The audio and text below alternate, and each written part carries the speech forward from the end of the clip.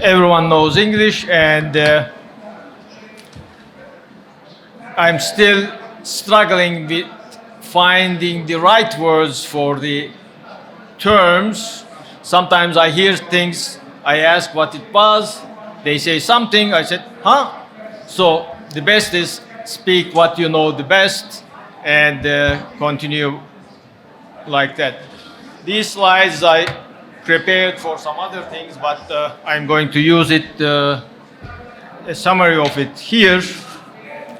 The title is Embedded AI, the Future of Smart Devices.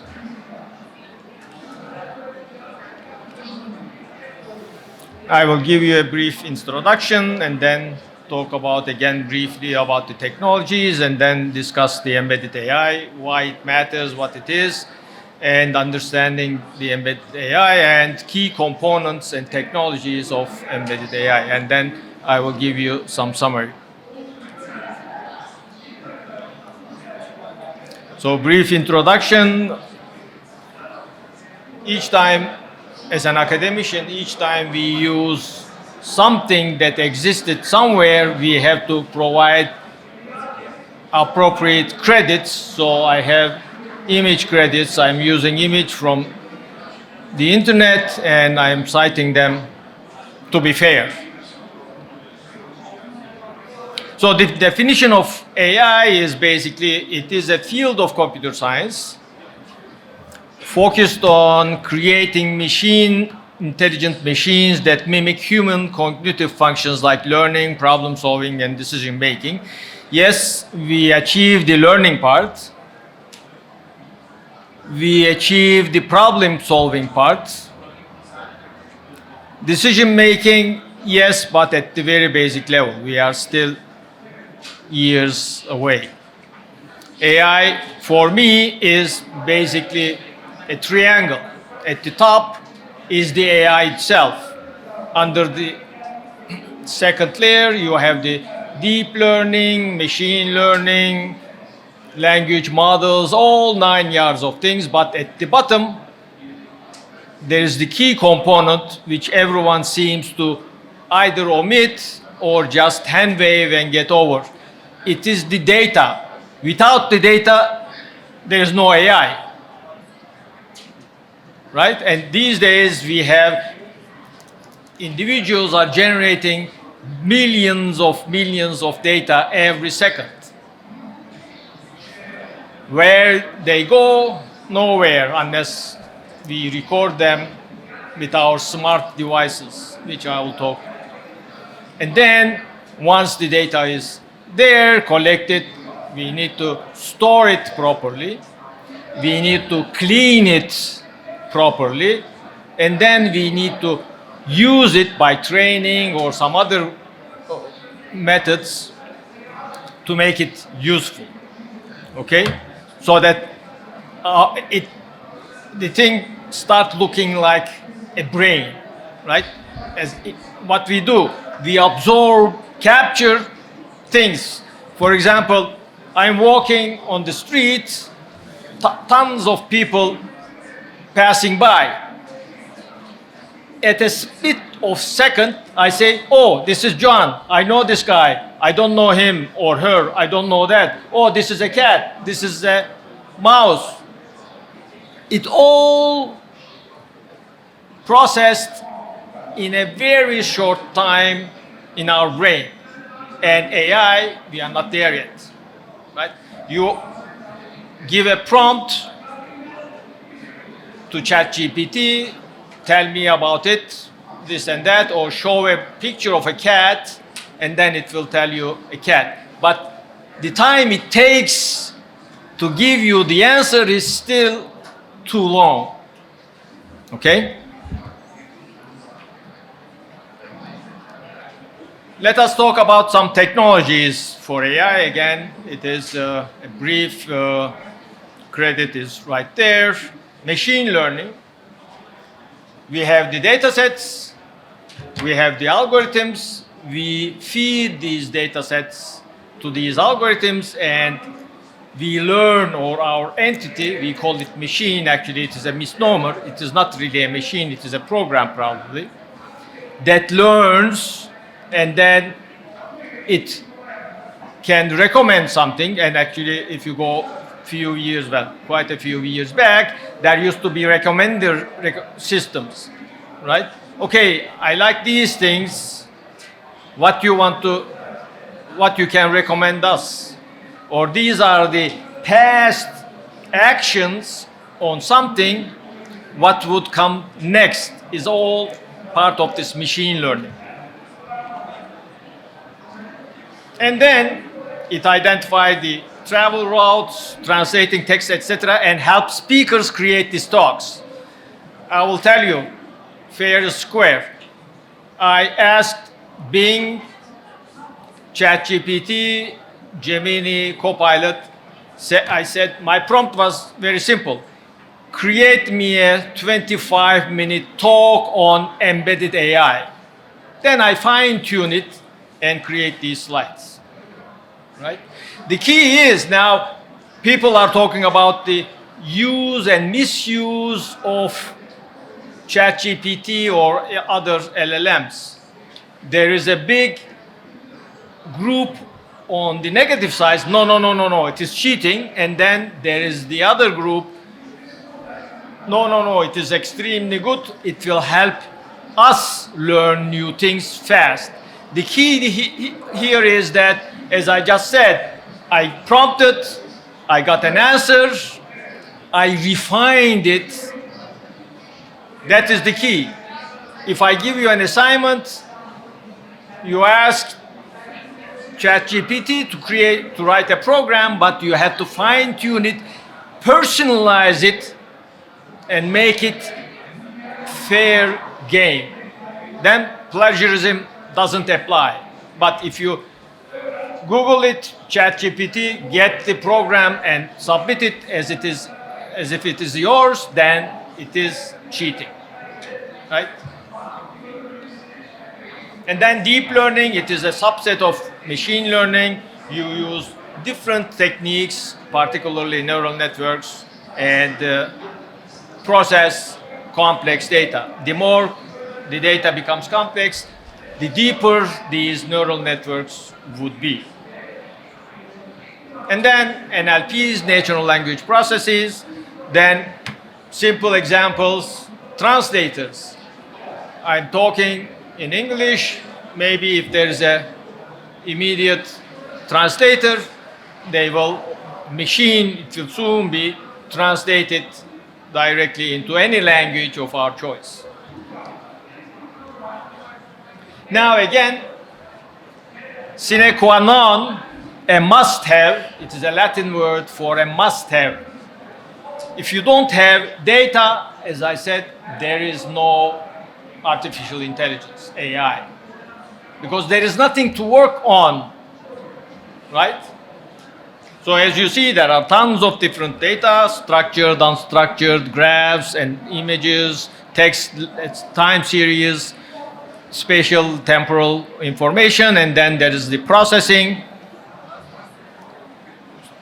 column or axis, and then there is this generic big data and the pipelines which goes from the bottom. And as you see, the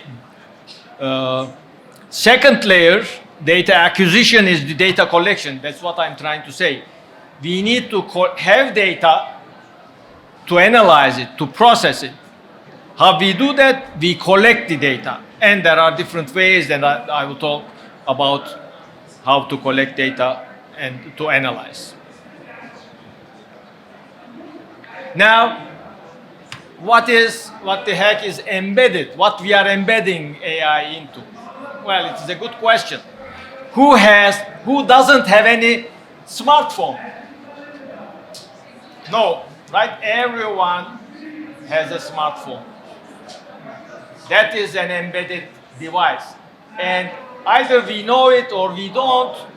That is how embedded AI works, and there are lots of applications, even the simplest ones. Navigation application, for example, is considered an embedded AI, right? Because you give your current position, actually you don't have to give it, captures from the satellites, and then you say where you want to go, it will navigate you properly. So embedded AI refers to the integration of artificial intelligence capabilities into the embedded systems. Now, what is an embedded system? Embedded systems are tiny devices. I will show you a few. These are my toys. This is an embedded system. Guess what this tiny little thing has? A radio, Bluetooth radio, an IMU, a temperature and humidity sensors, and light sensor, all embedded in this tiny little circuit. And the reason it is big is because of this USB-C connection. If you don't need the USB-C, this will be half size. Here is another example. These are typical Bluetooth earphones. But guess what? One of them has an embedded IMU unit which captures your movements. I plug it into my ear and then I walk and I do things. It captures my movements. Now it is developed, actually, Nick Lane, one of the previous speaker, was one of the group members who developed this, and now they have the second generation, much intelligent, much fast and intelligent. I did say it intentionally. They embedded some AI capabilities into the chips, the radio chips or MCUs in these tiny little devices. And then again, IoT. What is an IoT? Everything that has a processing power, that has a sensing power, and most likely that has communication power is an IoT. It is a generalization of the so-called wireless sensor networks. My work has been on wireless sensor networks some 20 years ago. Basically, it has the CPU, it has some sensing capabilities, and it has the radio and processing capabilities and some storage. Wireless, because it is not plugged into any cable, it is wireless, talk over Wi-Fi or Bluetooth or any other communication means, and it captures through sensors data, it stores them, and as it is programmed, the data will be transmitted regularly. They are everywhere. Consumer electronics, your phones, your kitchen utilities, your fridge, all have some sort of your car. For example, if I'm not mistaken, Mercedes E20 car has 250 MCUs, brains embedded in them, controlling variety of things: speed, tire pressure, oil pressure, everything, gas pressure, gas pumps, your brakes, and everything. Healthcare, again, these tiny, who has smart watches, they capture your vital signs. Some are more capable than others, right? And Fatih just previously described his research, his startup company. That's what it is. His sensing device or his IoT or his embedded system is used for healthcare purposes.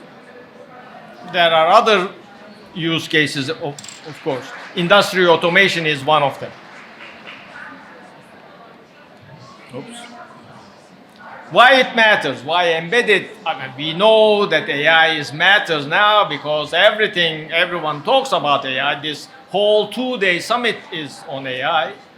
So there must be something important, right? Why it matters? Because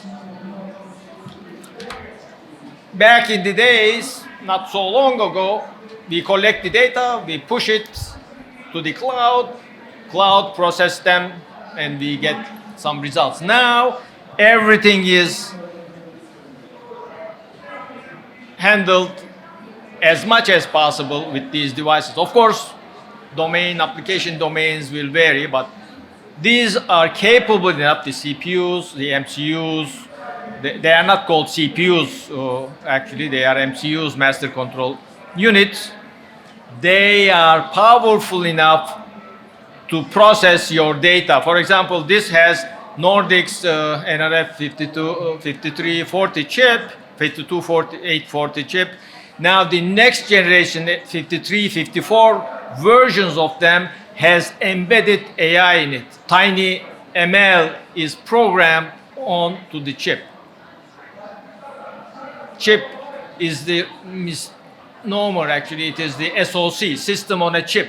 It is, everything is packaged into some electronics. Now, why it is important? Because first, you collect the data locally. Second, you process the data locally. There is no transmission delays, latencies. And you only transmit important data which is small enough. For example, you capture hours long of heartbeats, you only transmit it when it is out of sync. Right? You don't have to, similarly, the temperatures, the weather stations, they capture every minute, every hour, the temperature, but they don't necessarily push it to the cloud so that the weather applications use them. These guys only send important of charts, so to speak, if you will, data so that it can be utilized.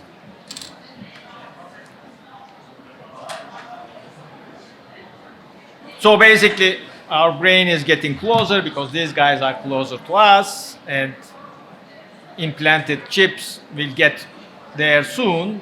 We are not there yet, but probably for me, I don't think we would need an implantation. Attaching this thing to our skin will do almost the same job as if they are in our brain.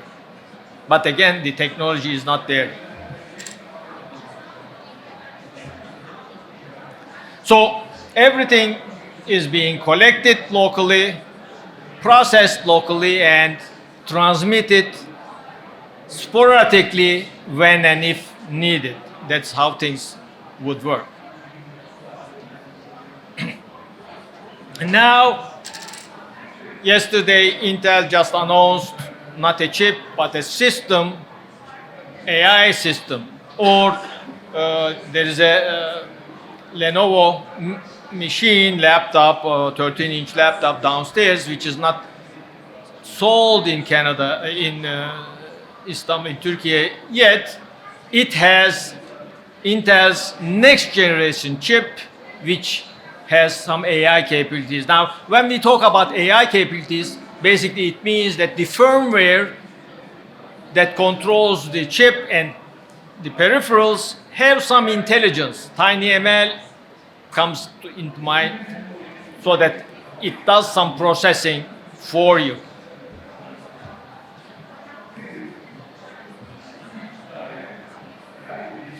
Now, embedded AI, processing in the cloud, at the server level, and processing on the device, on our PCs, laptops, etc. Now, the specialized integrated circuits, ICs, will have some embedded AI capabilities, as I said. Key components, well, we need to have some sort of an edge computing capability because these guys cannot talk all the way to the cloud. These guys will talk to some intermediary entity that takes the message away. Edge computing is there.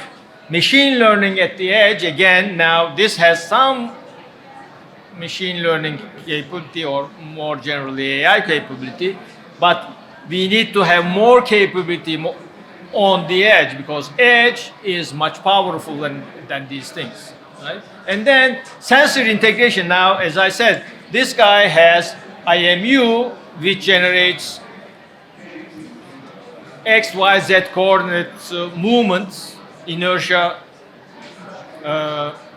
accelerometer, magnetometer, and what is the third one? I forgot. And then it has radio or some sensing capability like temperature or pressure sensors and all. And then down at the lowest level, the hardware is optimized to do certain things in much faster ways. Like the TCP, we had the CPUs, now there are GPUs, now there are TensorFlow machines, and then H, I don't know what the H stands for anymore. NVIDIA has yet another version of this intelligent chip they are developing, but they are still too big to be embedded yet. Now, edge computing way in the back 1990s, there was content delivery networks, contents were uploaded to a server, and then users will fetch them from there, and then peer-to-peer networks appeared, information exchanges between individuals, and then 2010 brought the microdata centers. Now, these days, it is the edge computing, because we don't really need to have very capable big machines. We can live with the edges.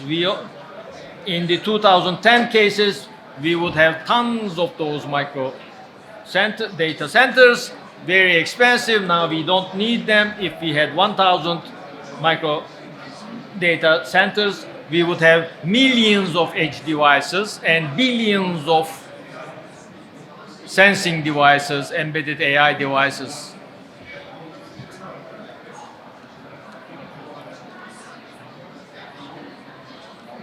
Machine learning at the edge, again, this is the device. At the beginning, the edge device would have the MCU, which it would run some sort of a control software. It is not really an operating system, a firmware maybe perhaps, and then integrated sensors and actuators, and then now the application was there in the early sensing, wireless sensor network type of things, but the ML model, the blue node, is new. Then it goes to the cloud. The model is there, the data is collected, it is analyzed, and only the needed small portions are pushed to the cloud. Sensor integration, again, this is I think temperature sensor, a temperature, or I don't know what it is, I forgot. It is some sort of a pump. By adding this tiny little thing at the very bottom, we add, that is the sensor, then it will control the pump. You don't have to turn the, if you are watering your grass, well, you don't have much of them here, but back in Canada and North America, where the individual houses are, every house has a big garden. Sometimes you water them, sometimes you automate them. This is one of the examples of automation, for example. So there is the controller that controls, there is the timer that controls things, etc. So you are integrating sensing capabilities into already existing general purpose devices.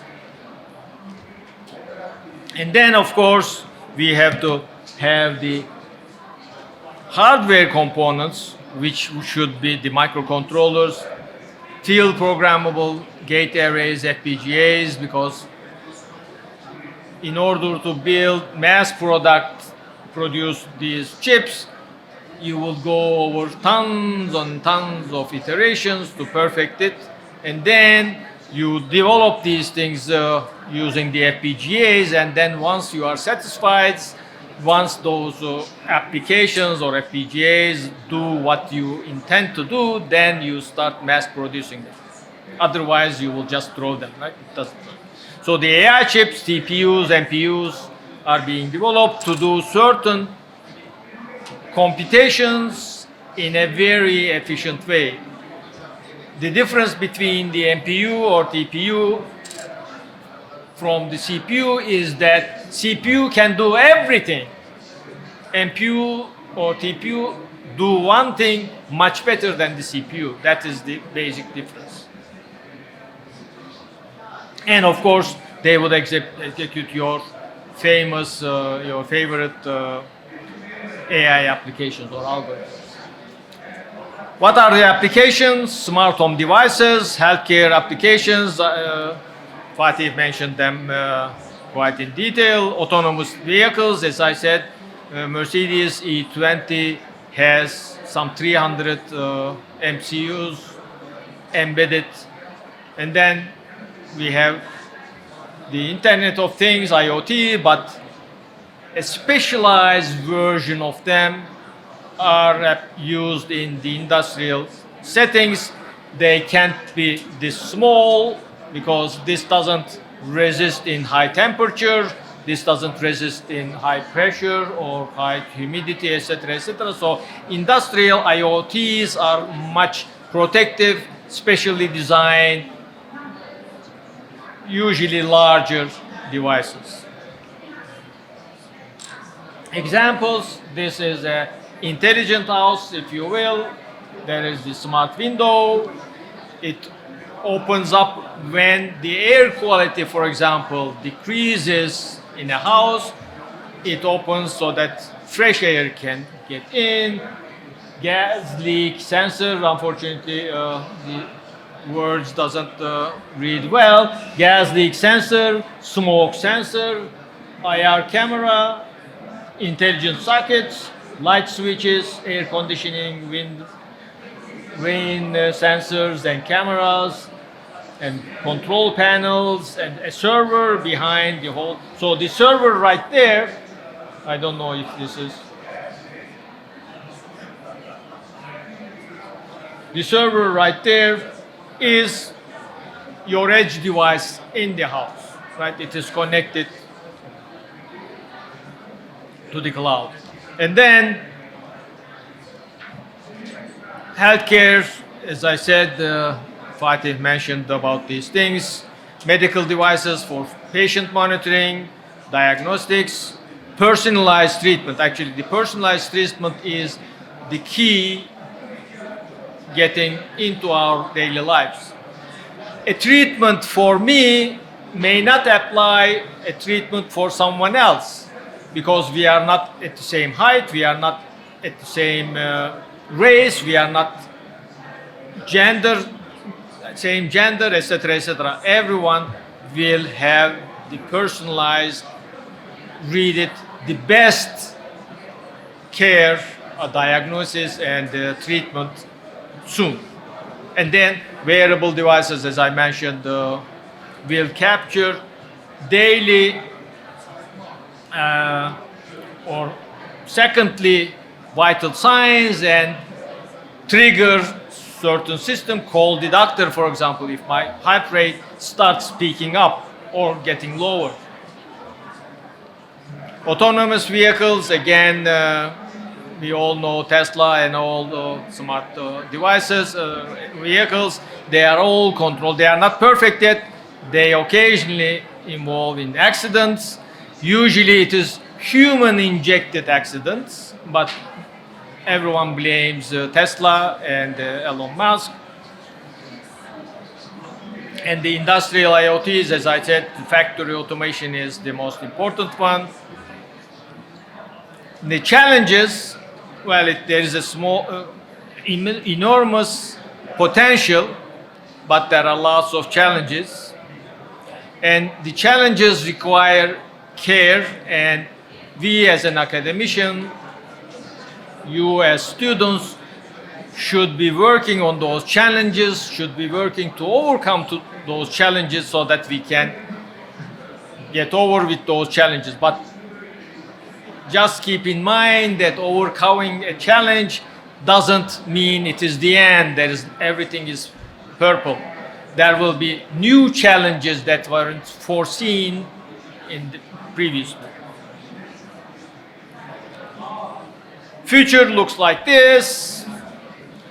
Everything is automated. We interact with our hand movements, gestures, etc., maybe speeches. But don't forget that